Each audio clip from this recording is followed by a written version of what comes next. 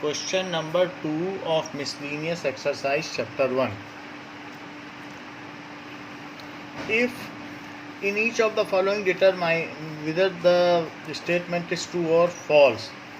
If it is true, prove it. If it is false, then give an example. तो ये आपको बताना है. If x belongs to A and A belongs to B, then x belongs to B.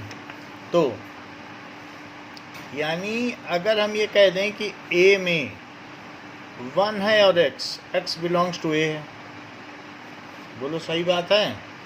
और जो B set है उसमें 5 है और A पूरा सेट है. A बिलोंग कर रहा है कि नहीं? Yes, sir. तो क्या x B को बिलोंग करता है? No, sir. हाँ. So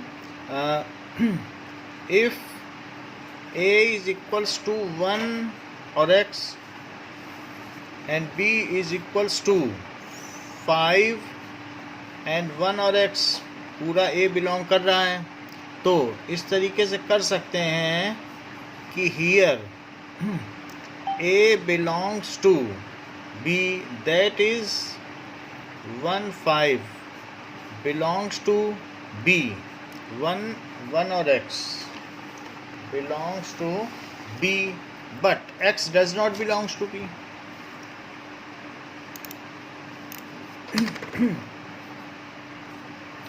But x does not belongs to B. Here this implies x belongs to A. So above statement is false.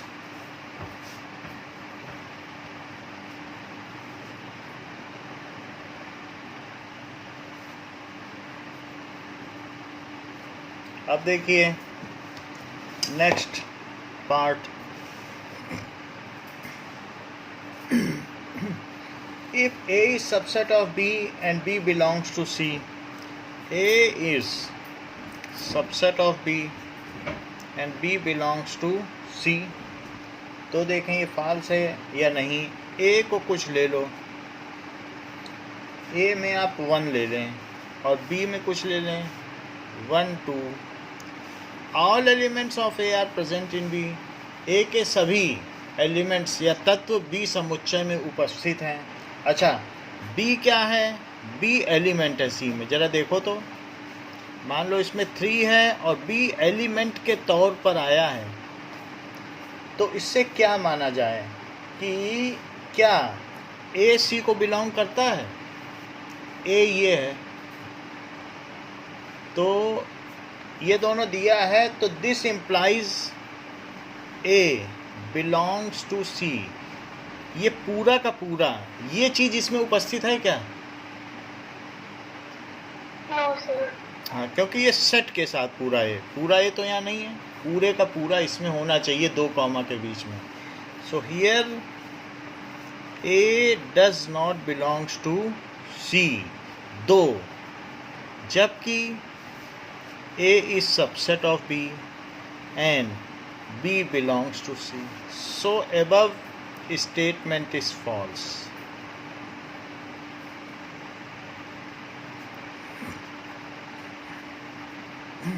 अब जरा देखें कि A is subset of B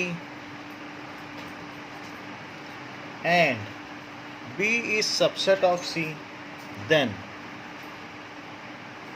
A is subset of C. जैसे A में 1 है और B में 1 2 है, B भी तो C का सबसेट है, तो C में 1 2 3 है, तो क्या A के सभी एलिमेंट इसमें हैं C में? Yes. So it is true. लेकिन ट्रू को तो हम ऐसे एग्जाम्पल से नहीं बता सकते ना, उसको प्रूफ करना पड़ेगा. So it is true. तो इसका प्रूफ देखिए कि इसका मतलब है proof x belongs to a, this implies x belongs to b. Why x belongs to b? Because a is subset of b. तो a का है तो b का पाया गया कि नहीं? This further implies x belongs to c. Why it belongs to c? Because b is subset of c. तो a में होने पे c का पाया गया. This implies x belongs to a. Then x belongs to c. So a is subset of c for every element of x which belongs to a. एक दो के लिए नहीं, इसको कहते हैं for every. So for every x which belongs to a. समझ में आ गई बात? तो Yes, sir. जहाँ ना समझ में आए फिर से पूछ लेना. तो इसलिए ये ट्रू हो गया. नेक्स्ट देखो, A is not subset of B. B का सबसेट नहीं है. B is not subset of C. B C का सबसेट नहीं है.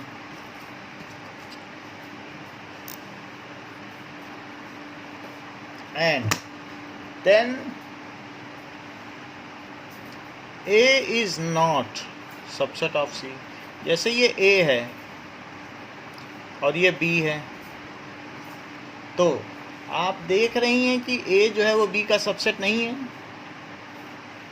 और B C का सबसेट नहीं है. तो B, अगर मान लो मैं C ऐसा बना लूँ तो क्या B C का सबसेट है? No, sir. अच्छा, मैं 1 ले लूँ, 2 ले लूँ, 3 ले लूँ, 4 ले लूँ. तो अब जरा देखें, A हमने क्या लिया है? 1 2. B क्या लिया है? 2 3. और C क्या लिया है? 1 2 4. So A is not subset of B. B is not subset of C. But क्या A C का सबसेट है? Yes, sir. हाँ, तो A is subset of C. देखो, ये कहा जा सकता है, अगर मैडम बोले जर्मनी में कोई जर्मन नहीं बोलता तो बोल दो वहाँ एक राम प्रसाद है. तो जर्मनी में कोई हिंदी नहीं बोलता तो कह दो वहाँ राम प्रसाद है, वो हिंदी बोलता है. तो एक भी हम उनका फॉल्स कर दें तो फाल्सीफाई हो गया कि नहीं? क्योंकि वो तो इन जनरल स्टेट कर रहे हैं कि नहीं कोई भी नहीं होगा. हमने तो ये एग्जाम्पल दे दिया कि हो भी सकता है. सो फॉल्स हुआ कि नहीं? फॉल्स के लिए एग्जाम्पल ही काफ़ी है. So above statement is false. Fifth देखिए, x belongs to A and A is not the subset of B, then x belongs to B. A B का सबसेट नहीं है तो ज़रूरी नहीं है कि x हो भी सकता है B में और नहीं भी हो सकता है. वो कह रहे नहीं होगा ही. बिलोंग्स टू A है और नहीं है सबसेट, तो क्या ज़रूरी है कि होगा? तो मान लो ये है ये बिलोंग कर रहा है और साथ में y भी है, z भी है, ये हमारा A है, B है. So x belongs to A but it does not belongs to B. तो इनकी बात झूठी हुई कि नहीं? तो वो कह रहा है कि नहीं वो होगा ही. कैसे हो जाएगा? नहीं होगा. सो इसका एग्जाम्पल क्या है कि A में x y ले लिया और B में y z ले लिया. So x belongs to A. X belongs to A, but x does not belongs to B. B को नहीं बिलोंग करता है. तो ऊपर का statement, so above statement is false. So above statement is false.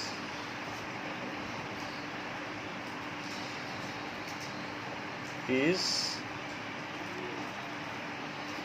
False. तो उनकी बात झूठी हो गई कि ये स्टेटमेंट फॉल्स है. आप देखें, नेक्स्ट इज इसका सिक्स्थ देखो. तो सिक्स्थ क्वेश्चन क्या कहता है?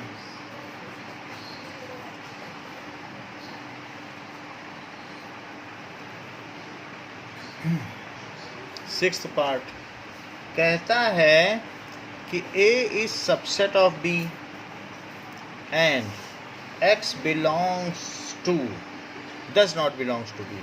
सबसेट ऑफ B है लेकिन उसको बिलोंग नहीं करता। तो अब देखिए बिलोंग नहीं करता है, then X does not belongs to A। A अगर B का सबसेट है तो ये ऐसा है, और X तो B में ही नहीं है, तो क्या वो A में भी नहीं होगा? Yes, sir. हाँ, तो इट इज ट्रू। इसका प्रूफ कि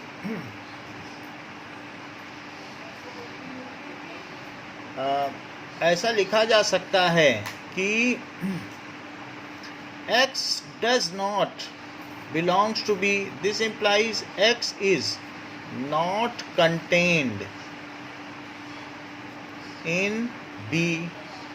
This implies X is not contained in A. ऐसा क्यों? That is A is subset of B. तो जब B में नहीं है तो इसको सिंपली लिखा जा सकता है और कोई बात नहीं है। बाकी वेन डायग्राम से दिखाना हो तो दिखा लो, क्योंकि it is very primitive. So X does not belongs to A, बस यही लिखा जा सकता है। ओके, सो यानी X does not belongs to B, तो ये चीज़ है, तो A को भी वो बिलोंग नहीं करेगा। X is B complement, U minus B। चलो अब देखो नेक्स्ट क्वेश्चन क्या है। थर्ड हमने कर लिया है, फोर्थ देखो। So that the following four conditions are equivalent. तो A is subset of B, all elements of A are contained in B। इसका मतलब क्या है? All elements of A are contained in B. This further implies ठीक है, इससे further क्या imply होता है कि A minus B is equals to 5। There is no such element, इसी से इम्प्लाई हो गया, as there is no such element in A which is not in B, as there is no such element in A which is not the part of B, not contained in B। एक ही बात है, उसको दूसरी तरीके से लिखना है कि उस A में से B हटा दो तो 5 आएगा, क्योंकि A अगर 1 है और B 1 2 है तो A माइनस B क्या आएगा बताओ, बताइए। अच्छा, इसके आगे कि A union B is B, A union B is B as A is contained in B, as A is, कोई एक बस सेंटेंस लिखना है तो उनका यूनियन B ही होगा। सो A intersection B is A। This further implies A intersection B is A। Why it is A? Because A और B दोनों बनाओ और दोनों को कलर करो। ये मैंने B को किया और ये मैंने A को किया, तो डबली शेडेड रीजन ही तो इंटरसेक्शन होता है। सो ये A है, ये B है। सो एज ये पोर्शन क्या हो गया बीच का, A intersection B, that is double shaded region। so as A is contained in B, ठीक है, as common element of A and B are in A, तो इस तरीके से ये कहा जा सकता है। फिफ्थ क्वेश्चन देखिए, शो दैट गिवन क्या है, A is subset of B, then to prove क्या करना है कि C minus B is subset of C minus A, ये चीज़ है। तो हमारे पास ये दिया है, प्रूफ देखिए, ए बी का सबसेट है, तो ए को तो पहले बी का सबसेट दिखाई दो, और ये कह रहा है कि सी में से बी घटा दिया जाए, तो that is subset of C minus A. यहाँ मैंने दिखा दिया कि ए बी का सबसेट है, ठीक है। तो अगर हम इसमें क्या करें, C माइनस बी करना चाहते हैं, देखो इसमें 2 है, इसमें 3 है, इसमें 4 है और इसमें 5 है। तो ये मुझे बता दीजिए, सिर्फ एग्जांपल के तौर पर बता रहा हूँ, A क्या है 2 3, B क्या है 2 3 4, बताओ C क्या है। तो बताइए C माइनस बी क्या है।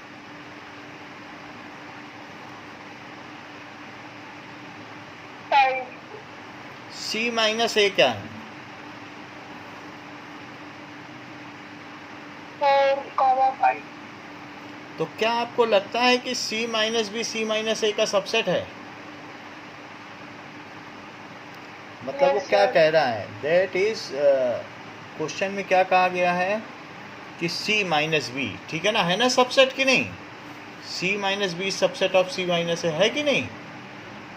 Yes sir. तो यही हम प्रूव करने जा रहे हैं। तो इसको देखिए, क्योंकि प्रूफ है तो प्रूफ की तरह किया जाएगा, समझाया तो जा ही चुका है। नाउ x बिलोंग्स टू, कोई चीज़ अगर इसमें पाई जाए और वही इसमें पा ली जाए तो सबसेट हो जाएगा। लेट लो x belongs to C minus B, इसका क्या मतलब है कि this implies x belongs to C and x does not belongs to B। C minus B का क्या मतलब है, C का होगा B का नहीं होगा, यही तो मैथमेटिकल एक्सप्रेशन है। Yes sir. तो this implies x belongs to C and x does not belongs to A। जब B का नहीं हुआ कोई चीज़ तो वो A का क्या होगा, जो चीज़ B में नहीं है, तो क्योंकि A तो उसका सबसेट है, जो इस कमरे में नहीं है वो आपके टेबल पे क्या होगी, जो आपके कमरे में नहीं है, क्योंकि आपकी टेबल तो सबसेट है आपके कमरे का। बोलो। Yes sir. तो इससे क्या पता चला, x belongs to C minus A, क्योंकि इससे फिर हमने इसको कंसाइज कर लिया। अच्छा, इसका था, इसका पाया गया, तो उससे क्या इंप्लाई होता है कि C minus B is subset of C minus A, imply हो गया।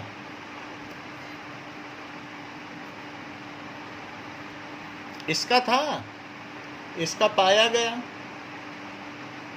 यही तो सबसेट की निशानी है। बोलिए। Yes sir. चलो अब हम देखते हैं, 6th तो हो चुका है, 7th भी हो चुका है, नाउ 8th क्वेश्चन हम देखें। 8th क्वेश्चन क्या कहता है, so that for any subset given क्या है कि A is equals to A intersection B union A minus B, ऐसा दिया गया है, ठीक है। तो और फर्दर क्या दिया गया है, and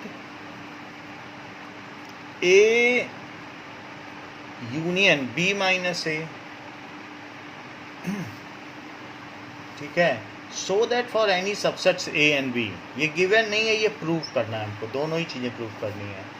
A union B minus A is equal to A union B, ये टू प्रूव है, we have to prove both the things.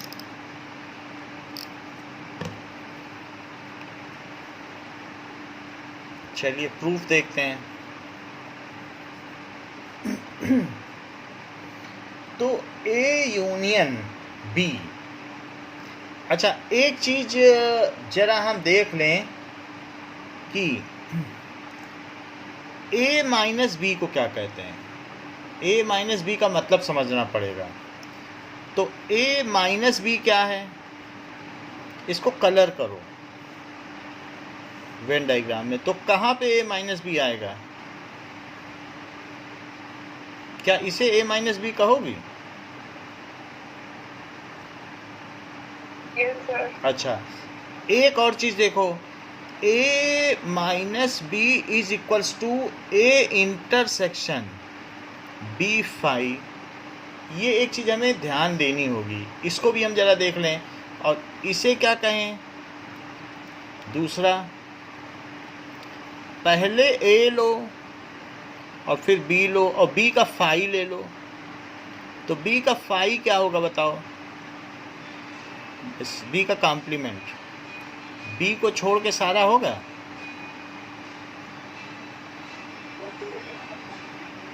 ये चीज हो गया। तो ये हमने बी का कॉम्प्लीमेंट क्या लिया, इस तरीके की स्लीपिंग लाइन ले ली। अच्छा, ए को भी ले लो और उन दोनों का इंटरसेक्शन जरा सोचो क्या होगा। तो वो कौन सा रीजन होता है जो इंटरसेक्शन होता है? Double shaded. तो A intersection B dash is doubly shaded region. तो इसका जो डबली शेडेड रीजन है, क्या दोनों इक्वल नहीं हैं? ये वाला। सो इस तरीके से जो हमारे पास ए माइनस बी है, हम इसका RHS लें और ए माइनस बी की जगह क्या लिख लें? That can be written as A intersection B dash. ये भी एक तरीके का डिमार्गन्स लॉ का एक्सटेंशन है, ये खूब यूज होता है। तो हम ये लिख लें, पहले तो RHS लें और फिर इसे लिखें। What is RHS? जो फर्स्ट पार्ट है, ए इंटरसेक्शन बी और यूनियन ए माइनस बी। अब ए माइनस बी की जगह क्या लिखें?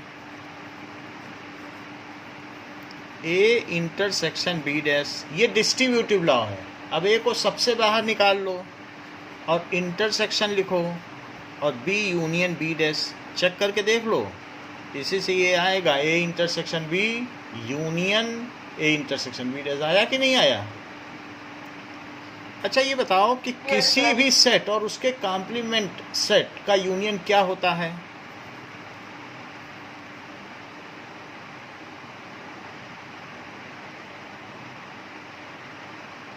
किसी भी सेट और उसके कॉम्प्लीमेंट का अगर हम यूनियन ले लें तो क्या होगा?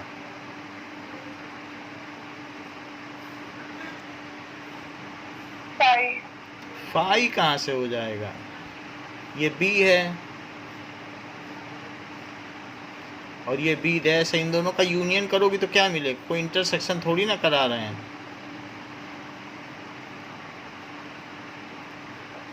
बोलो।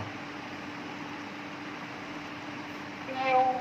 हाँ, एनी शेडेड रीजन बोला करो ना, तब फिर कभी डाउट ही नहीं होगा कि डबली समझ रही थी यूनियन को।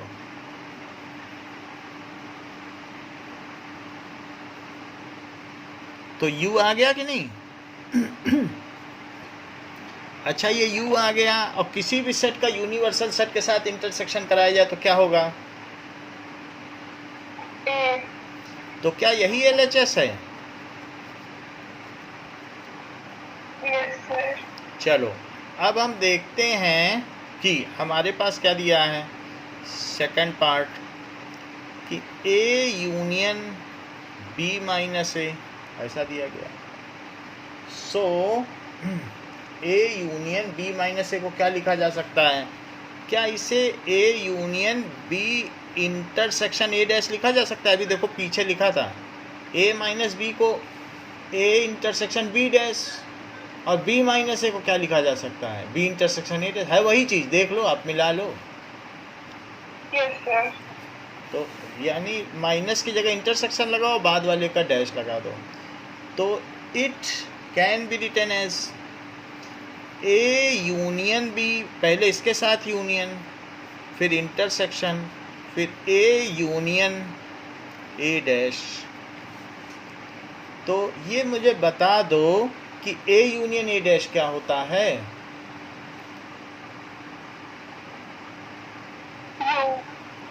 तो ए यूनियन बी का अगर आप यू के साथ इंटरसेक्शन करोगे तो क्या आएगा? A union B. क्या प्रूव हो गया? यही एलएचएस है, बोलो, है आसान? Yes sir. Hence proved. अब देखिए 9th क्वेश्चन। 9th क्वेश्चन में दिया है कि A union A intersection B is equals to A, ये शो करना है। तो शो किस तरीके से किया जाएगा? दैट इज वेन डायग्राम से भी किया जा सकता है कि ए इंटरसेक्शन बी को कलर करो।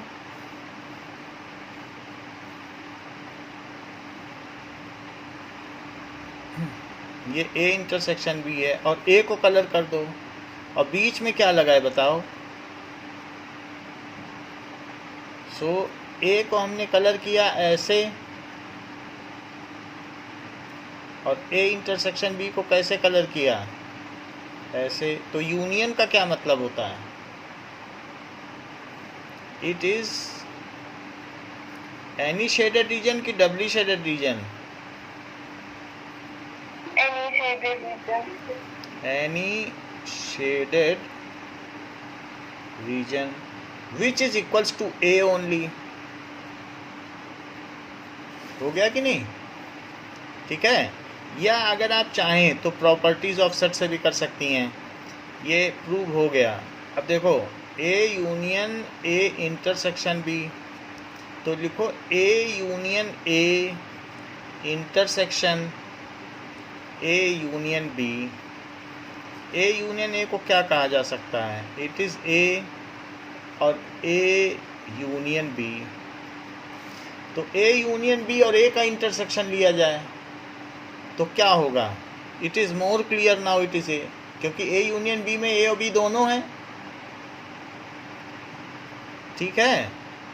तो एक प्रॉपर्टी बस लगा दो, पहले डिस्ट्रीब्यूटिव ला लगाया, इसके साथ इसका यूनियन, इसके साथ इसका यूनियन, तो ये ए ही रहा। अब ए यूनियन बी के साथ अगर आप ए का इंटरसेक्शन कर लें तो ए यूनियन बी तो ये है, और इसके साथ चाहे तो आप इसको वेन डायग्राम से सपोर्ट भी कर दें और फिर ए का इंटरसेक्शन कर दें इसके साथ, तो क्या आएगा डबली शेडेड रीजन में? ए आएगा कि नहीं? Yes sir. अच्छा, वो करने की जरूरत, दो थिंग्स आर ऑब्वियस, तभी वो प्रूव करने को कह रहा है, तो कुछ ना कुछ तो करना है। These are so simple that and can not be prove. ये एक तरीके के एक्सियम की तरह ही है, फिर भी इसको कह रहा है प्रूव करो तो करना ही पड़ेगा। अब इसका नेक्स्ट पार्ट देखो, कह रहा है सेकंड पार्ट में कि A intersection A union B is equal to A. अब कह रहा नहीं इसको भी प्रूव करो, है वही बात। तो घुमा फिरा के आप उसे बार बार क्या करोगे? तो इसलिए बेटर है कि इस केस के लिए वेन डायग्राम बना दें, वरना जो बुक है वो फिर इसको वहाँ पहुँचा देती है, कहता प्रॉपर्टी लगाओ। तो ए इंटरसेक्शन ए फिर यूनियन ए इंटरसेक्शन बी, ये चीज़ हो गया। तो ये ए हो गया, यूनियन ये, इससे आप पहले ही पार्ट पे पहुंच गए। समझ में आया बात कि नहीं? लेकिन ये खूब चलता है और इसको फिर ए बोल दिया जाता है, और नहीं तो ए इंटरसेक्शन बी, जैसे मैंने ऊपर का वेन डायग्राम बनाया था, ए इंटरसेक्शन बी और ए, इन दोनों का यूनियन, तो ए आ गया था कि नहीं? Yes sir. तो बस ऐसे ही बना दो, इसका कोई और तरीका नहीं है, ये एक्सियम टाइप ही है कि दो लाइन को मिलाओ तो उनके बीच की शॉर्टेस्ट डिस्टेंस एक सीधी रेखा होती है। ये इतना सिंपल है, that's why it can not be proved easily. ठीक है। तो इसको कैसे करेंगे? ए इंटरसेक्शन, और ये क्या है? A union. तो ए बना लो, और जब दोनों का यूनियन है तो एनी शेडेड रीजन हो गया। ठीक है। सो या इसे और कैसे कह सकते हैं? यहाँ तक आने के बाद लिखो it is equals to set of all X such that X belongs to A, और फिर ये ब्रैकेट लगाओ, X belongs to A and x belongs to b, तो a का हो और a और b का हो, ऐसे मजदूरों का संग जो फैक्ट्री a में हो या a और b दोनों में हो. So that means set of all x that x belongs to a only. a और b दोनों में है, तो दोनों में है तो फिर, और उसके साथ हमने क्या किया, a और b दोनों में होगा तो वो a में ही होगा. दोनों में तो बीच है और a में हो तो समझ में आया. जो तुम्हारी क्लास की ऐसी लड़कियां जो बायो और मैथ दोनों लिए हों, और जो सिर्फ तुम्हारी क्लास की ऐसी लड़कियां जो बायो लिए हों, वो सब तुम्हारी ही क्लास की तो लड़कियां हैं कि दूसरे क्लास की हो जाएंगी? बताओ. Yes, sir. वही चीज़ है, इसलिए ये बहुत सिंपल है, इसको ज़्यादा नहीं किया जा सकता है. आगे देखो. तो 10th नहीं किया क्या हम लोगों ने? 10th नहीं किया तो कर लें. सो शो दैट कि A इंटरसेक्शन B अगर A इंटरसेक्शन C है, नीड नॉट इम्प्लाई, झूठ साबित करना है, B is equal to C. अगर इंटरसेक्शन सेम हो, तो अगर मान लीजिए इसके साथ A इंटरसेक्शन B कोई निकाल रहा है और A इंटरसेक्शन C, ये A है, ये B है, ये C है, तो इन दोनों पे A का C के साथ भी इंटरसेक्शन सेम है और A का B के साथ भी इंटरसेक्शन है. मान लो यहाँ 2 ले लो, यहाँ 3 ले लो, यहाँ 4 ले लो, यहाँ 5 ले लो, है आसान. सो A में क्या आ गया? 2 3. B में क्या आ गया? 3 4. C में क्या आ गया? 3 4 5. बताइए A इंटरसेक्शन B क्या हुआ? 3. A इंटरसेक्शन C क्या हुआ? 3. बट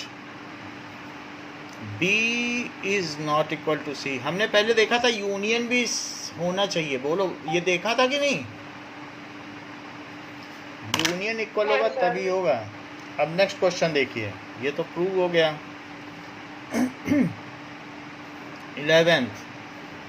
11th क्वेश्चन क्या है कि A and B are some sets. A intersection X is equals to B intersection X. ये दोनों ही एम्प्टी सेट हैं. A का X के साथ करो या B का X के साथ, ये दोनों डिसजॉइंट ही हैं. अच्छा, A union X is equals to B union X. ये सारी चीज़ें गिवन हैं और हमें प्रूव करने को कहा जा रहा है जहाँ X सम सेट है कि A is equals to B. ठीक है, तो अब अगर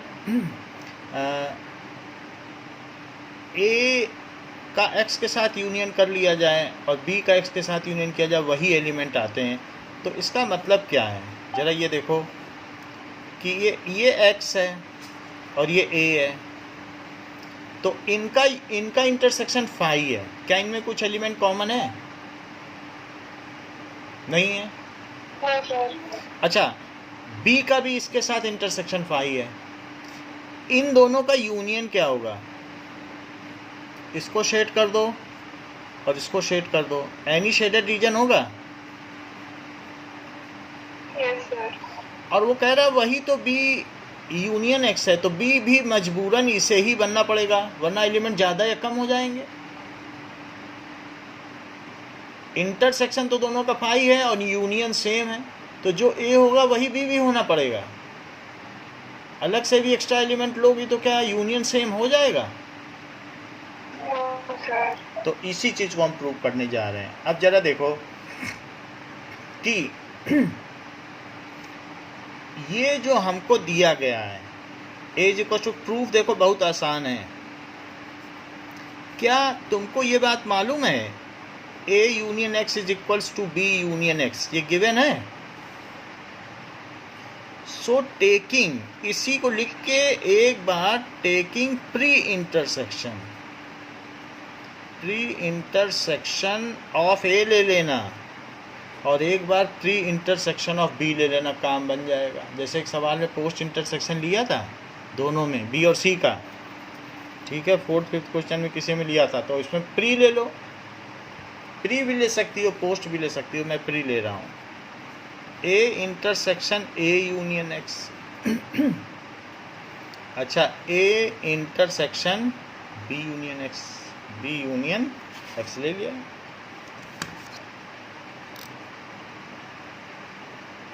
ये ये बिल्कुल वही बात है, ए और एक्स का यूनियन लो और फिर ए के साथ इंटरसेक्शन ले लो, बताओ क्या आएगा।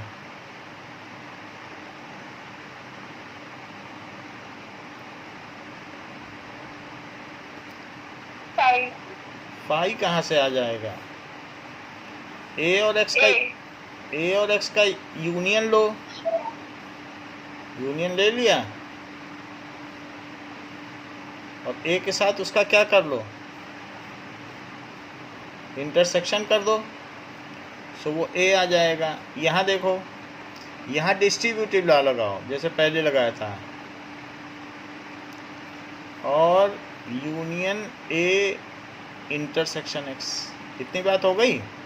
अब इसे यहीं छोड़ दो, अब हमें ज़्यादा नहीं करना है। लेकिन ए इंटरसेक्शन एक्स क्या है ये बताओ, कुछ दिया है तो बता दो, कहीं फाई तो नहीं दिया है क्वेश्चन में? तो A is equal to A union B ही आ गया कि नहीं, क्योंकि फाई के साथ यूनियन में कुछ थोड़ी होता है। नाउ टेकिंग प्री इंटरसेक्शन, अब किसका लेंगे?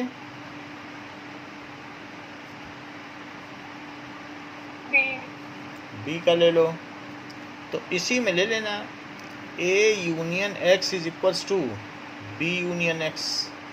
ये चीज़ खैर हमें बाद में लिखनी चाहिए थी। सो ए का ना लो, अभी बी का लो।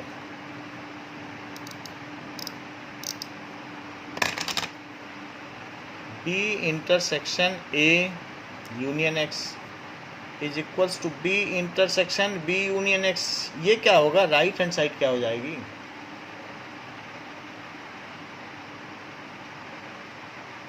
बी। अच्छा, तो यहाँ डिस्ट्रीब्यूटिव लॉ लगाओ, B intersection A union B intersection X. क्या इसमें कुछ फाई है? B intersection X is equals to phi. अच्छा, तो ये बताओ फिर इनका क्या वैल्यू आएगा? B intersection A is equals to B. क्या इसे कम्यूट किया जा सकता है? Yes sir. तो जो हमारा फर्स्ट है, कुछ गड़बड़ी हुई है क्या? तो बी का इंटरसेक्शन इससे लिया, यहाँ पे हमने क्या किया, इंटरसेक्शन इंटरसेक्शन लिया, ये हमने यूनियन लिख दिया, ये गड़बड़ी कर दी। यहाँ इंटरसेक्शन था ना, सो ए इंटरसेक्शन बी और ए इंटरसेक्शन बी। यहाँ पर क्या आ गया, ये यहाँ पर भी वही चीज़ आ गई, ये सेकंड हो गया। तो ऐसा क्यों किया हमने, ये लिखना पड़ेगा, as B intersection A is equal to A intersection B, commutative law.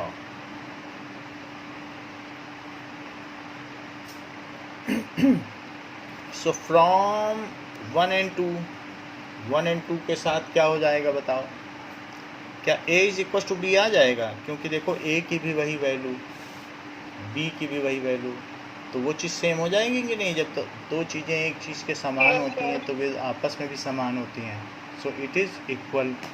ये तो हमारा 11th क्वेश्चन हो गया। 12th हमने कर लिया था और 12th के आगे भी कर लिया था। अब हम अगले चैप्टर में चलते हैं। Now next chapter is function and relation. So relations and function.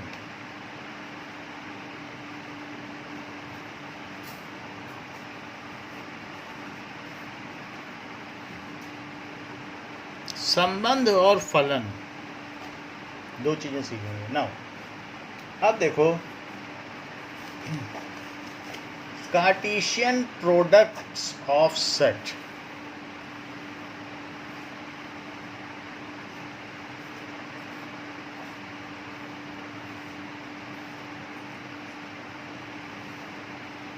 ये जो रिलेशंस एंड फंक्शंस हैं, ये चैप्टर आपके इस बुक में 70% तक डिसेमिनेटेड है, पूरा फैला हुआ है, और 12th में 90% तक डिसेमिनेटेड है, और फिर इसके आगे फिर यही बच जाता है हायर क्लासेस में।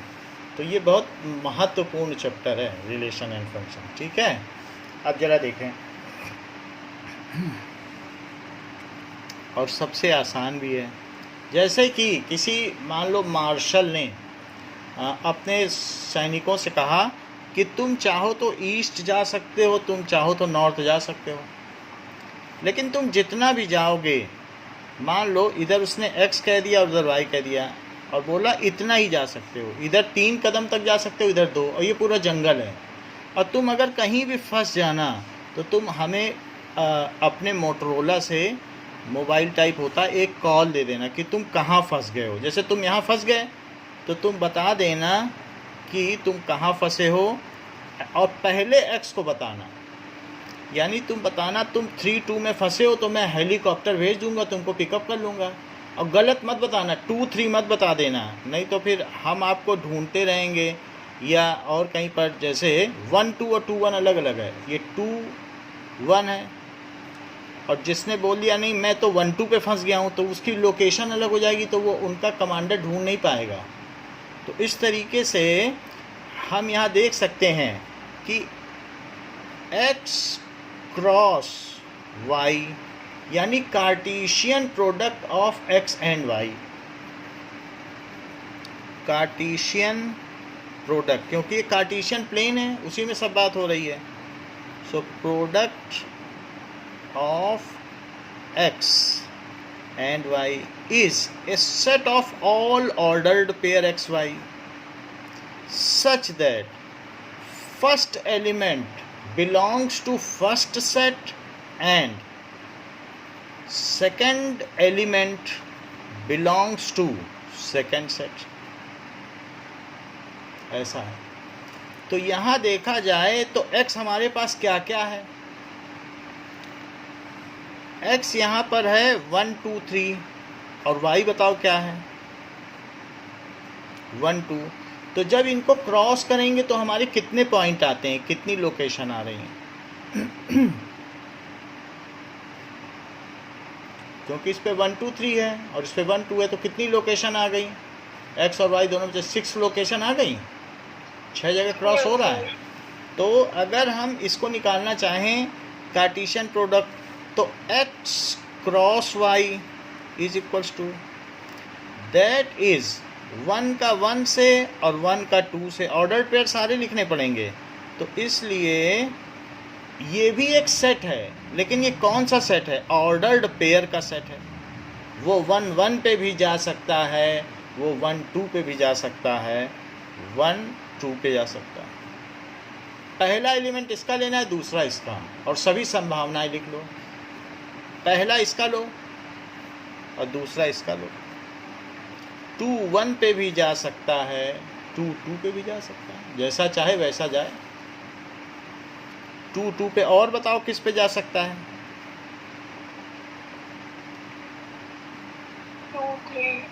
2 3 है कहाँ, 3 पे कहाँ चला जाएगा भाई, है ही नहीं 3, 2 3 पे जा पाएगा, उसको बोला गया है कि 2 ही कदम नॉर्थ पे चलना है। बताइए, first element should be this. हाँ, 3 1 3 2, मैपिंग इधर से शुरू होगी ना, इसको मैपिंग कहते हैं, प्रतिचित्रण। सो 3 1 पे भी जा सकता है और 3 2 पे भी जा सकता है। तो इसमें टोटल कितने कार्डिनल नंबर हो गए, 6 हो गए। That is number of element of x into number of elements of y, इसके 3 हो गए, इसके 2 हो गए, तो 6 होते हैं। जैसे कि मैं आपसे कह दूं कि x की वैल्यू 1 2 है और y की वैल्यू ए बी है, तो क्या आप मुझे एक्स क्रॉस वाई बता सकती हैं कार्टीशियन प्रोडक्ट? इसे क्रॉस नहीं बोलते हैं, कार्टीशियन प्रोडक्ट बोलते हैं, Cartesian product of X and Y. बोलो क्या क्या लिखूं?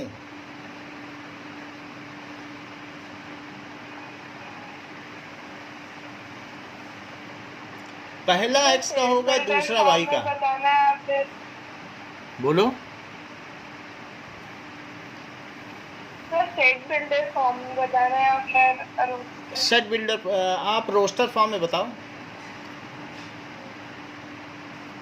1, A, हाँ 1, A, 1, B, 2, A, 2, B। Now Cartesian product of two non empty set. Non empty होना चाहिए, ये ना हो कि यहाँ फाई हो। जब फाई होगा तो यहाँ फाई से नहीं बन सकता, दोनों नॉन एम्प्टी होना चाहिए, कुछ ना कुछ एलिमेंट तो होने ही चाहिए। So Cartesian product of two non empty sets A and B is a set of ordered pair। इसमें जो एलिमेंट है वो ऑर्डर्ड पेयर है, जिसमें पेयर ऑफ एलिमेंट्स और उनके स्थान को बदला नहीं जा सकता। अगर A2 लिख दोगी तो जगह दूसरी हो जाएगी, कार्टेशियन प्लेन में कुछ और ही जगह पहुंच जाओगे। So a set of all ordered pair, set of all ordered pair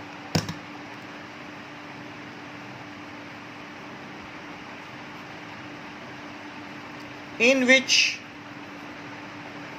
first element, तो उसका जो फर्स्ट एलिमेंट है वो किसको बिलोंग करेगा? Set A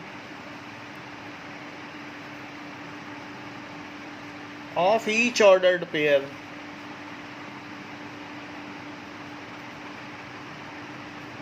belongs to and set A को बिलोंग करेगा, एंड सेकंड एलिमेंट किसको बिलोंग करेगा?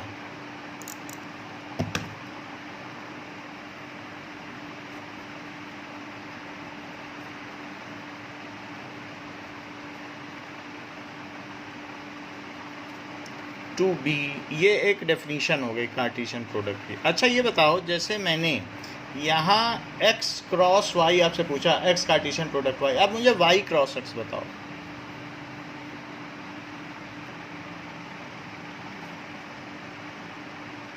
A, 1, हाँ फिर कॉमा लगाना, फिर बोलो। 2, B, 1, C, 2। अच्छा, तो इन दोनों के भले ही कार्डिनल नंबर सेम हों, लेकिन क्या ये दोनों सेम हैं? क्या 1, A को A, 1 बोलोगी? No sir. तो इसलिए x cross y is not equal to y cross x, यानी ये कम्यूटेटिव नहीं होता है ऑर्डर्ड पेयर का, ठीक है, कम्यूट नहीं करता है। अब जरा देखो अब हम आ जाते हैं एक्सरसाइज 2.1 पे। तो पहला क्वेश्चन देखो,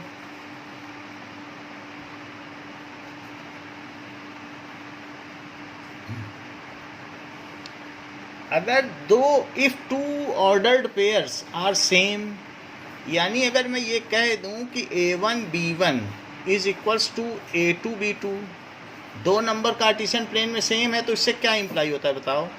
कि A1 A2 के इक्वल होगा, B1 B2 के इक्वल होगा। कोई सेकंड थॉट तो नहीं है? इसमें आराम मिलता है, ये वाला बताइए। अब देखो A1 A2 के इसी तरीके से फर्स्ट क्वेश्चन जो दिया गया है कि x/3 + 1 और y-2/3 इज इक्वल्स टू 5/3 और 1/3, तो टू ऑर्डर पेयर अगर सेम है तो उनके करस्पॉन्डिंग एलिमेंट सेम होने चाहिए। Yes, sir. तो x बाई 3 + 1 को किसके इक्वल हो जाना चाहिए? 5/3. तो x बाई 3 को किसके इक्वल हो जाना चाहिए? 5/3 - 1 जो कि 2/3 है। तो x की वैल्यू किसके इक्वल हो जानी चाहिए? 2। और y - 2/3 को किसके इक्वल होना चाहिए? 1/3. 2/3। So it is 3/3। तो y = 1। बात समझ में आ गई? Yes, अब देखो sir. सेकंड क्वेश्चन देखो, सेट ए में 3 एलिमेंट्स हैं और बी दिया है, तो कितने एलिमेंट होंगे ए क्रॉस बी में? जरा बता दीजिए।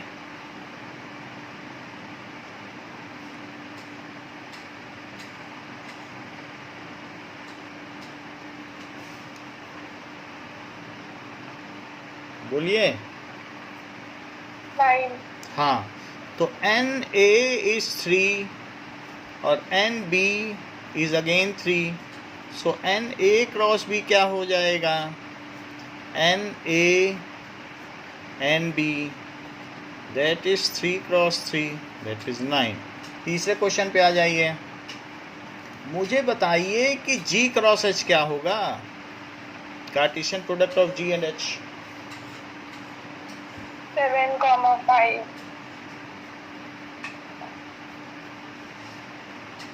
7,4. 7,2. 8,5. 8,4. 8,2. हर ऑर्डर्ड पेयर के बीच में भी कॉमा लगाना है। एच क्रॉस जी बताओ। 5,8.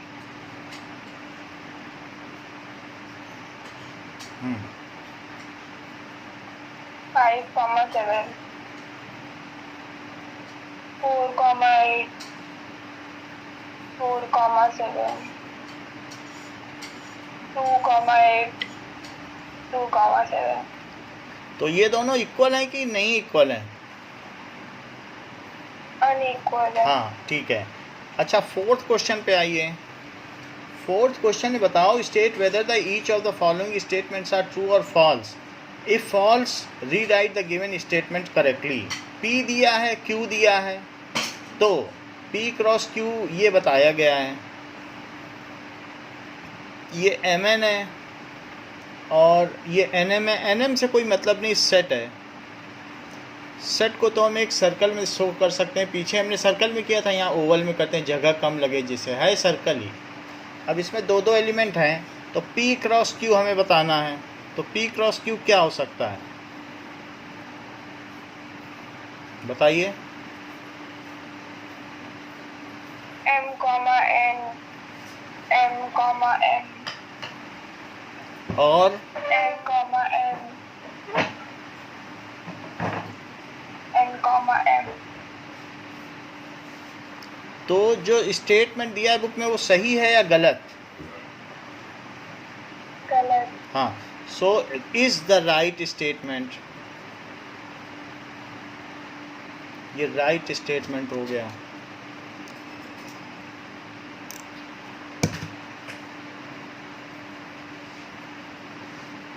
अगला बताइए, क्योंकि 4 नंबर तो होंगे, 2 इसमें हैं 2 इसमें हैं, तो जो number of elements in P cross Q होंगे वो NP इंटू NQ होने चाहिए।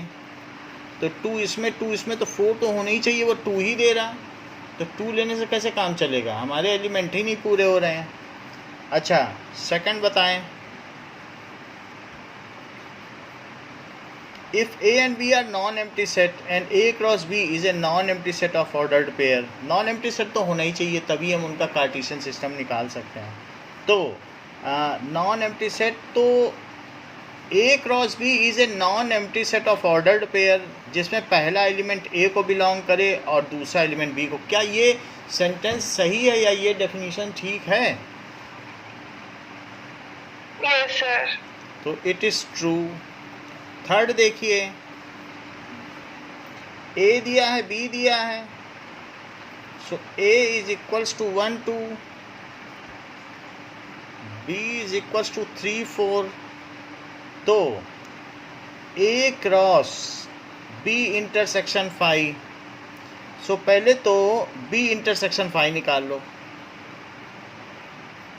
वो क्या आएगा?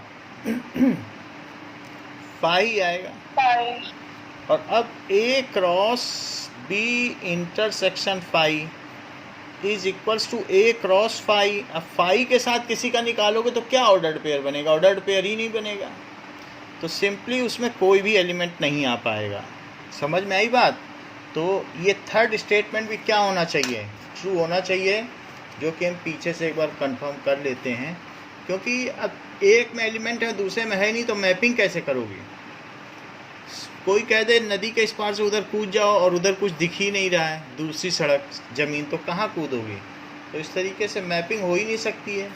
It is correlating various sentences. Okay, तो इसलिए ये ट्रू है। कुछ आप आएगा अगर मैं कहूँ कि इसमें 1 2 है और 5 के साथ इसकी रिलेट करो, यही है बी इंटरसेक्शन 5, इसमें कुछ नहीं, किससे मैपिंग करोगे? कुछ मिलेगा ऑर्डर्ड पे? नहीं सर। तो इस तरीके से इसमें कोई ऑर्डर्ड पेयर नहीं पाया जा सकता। अब देखो कि फिफ्थ क्वेश्चन क्या कहा जा रहा है कि A क्रॉस A निकालना है। तो A क्रॉस A क्या दिया है? -1 और 1, और दूसरा A क्या दिया है? -1 1, और तीसरा A क्या दिया है? -1 और 1, ऐसे दिया है। ऑर्डर्ड ट्रिपलेट भी होता है। मान लो किसी अगर 3D सिस्टम में चले गए, ठीक है, तो 3D सिस्टम में जाओगे तो वहाँ पर आपको ऐसे पॉइंट भी मिल जाएंगे जिसमें x भी चलना पड़ता है, y भी चलना पड़ता है, z भी चलना पड़ता है। तो थोड़ा x चले, थोड़ा y चले, थोड़ा z चले, तभी तो पहुँचोगे। x चलोगे y, तो ये पॉइंट कौन सा हुआ? x y z, इसको कहते हैं ऑर्डर्ड ट्रिपलेट। अभी तक हम कार्टेशियन प्लेन की बात कर रहे थे, ऑर्डर्ड पेयर की। अब क्या आ गया? Ordered triplet. जरा देखो, ये A है, ये A है, ये A है। पहले A क्रॉस A निकालो। हमें तो A क्रॉस A निकालना है ना। तो हर ऑपरेशन एक बाइनरी ऑपरेशन होता है, 2 को पहले मल्टीप्लाई किया जा सकता है। तो पहले 2 को करो, तो इसका इससे करो मैपिंग, इससे करो, तो क्या क्या आएगा बताओ? -1, -1 -1, -1, -1, 1, 1। अच्छा, अभी ये पहला आया है और इसका अब A से और करना है। तो आपके A क्रॉस A में क्या क्या चीज़ें आ गई बताओ? A क्रॉस A कर लिया बाइनरी ऑपरेशन, और A अभी बाकी है। तो -1, -1 आ गया है, -1, -1 आ गया है, 1, -1 आ गया है, और 1, 1 आ गया। जबकि यहाँ -1 और 1 ही है। जब अब इन्हें को रिलेट करो तब फिर से क्रॉस बनेगा। इसको इससे करो, इसको इससे करो।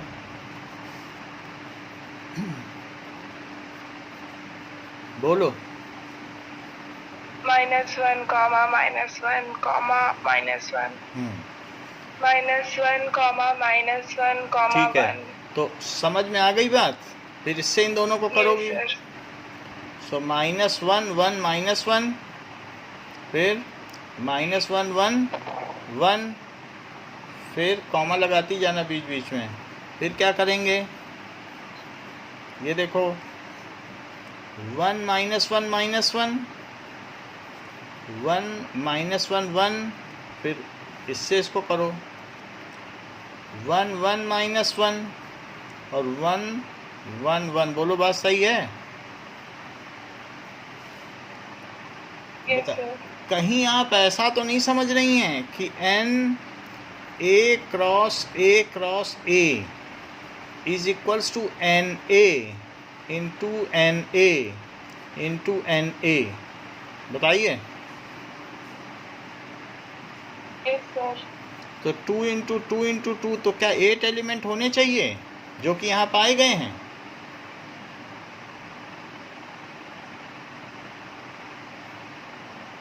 बोलो। Yes sir. तो इस तरीके से ऑर्डर्ड ट्रिपलेट होगा।